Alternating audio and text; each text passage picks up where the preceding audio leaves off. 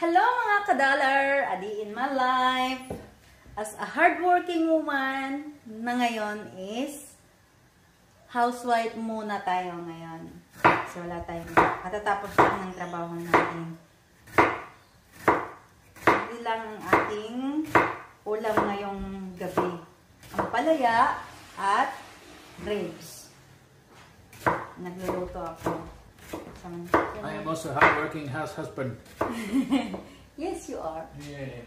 Yes, and I'm proud of it.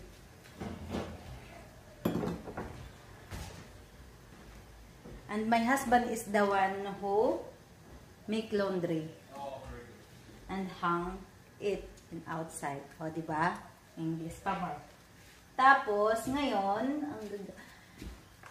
nagluluto-luto ako kasi nagugutom ako. Ito yung ribs. At ito yung rice.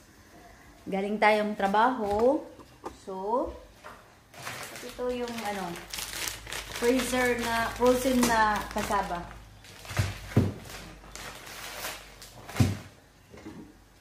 Kailangan natin magluto at saka lutuan ang asawa natin ng masarap na pagkain. So, ang palaya, simple lang ang gagawin ko, bisa-bisa lang.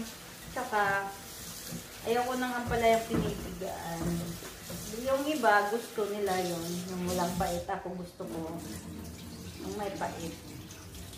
Kasi nandiyan yung nutrients, di ba? Kaya tayo, ganito lang. Tutuin na natin to para makakain na tayo. It's magpa 5 o'clock pa lang. It's 4:47 ng hapon. Sabado. So, galing tayo mag-racket. Magluto naman tayo ng ating ulam. Yes, guys. Nagra-racket po ako. Bumarakit po ako. Para naman, madagdagan yung kita natin.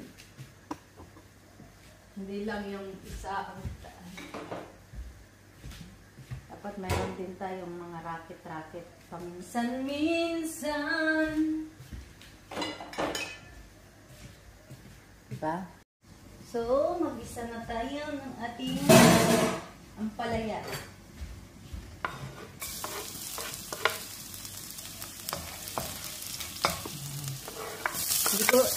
Ayaw ko ng kamatis.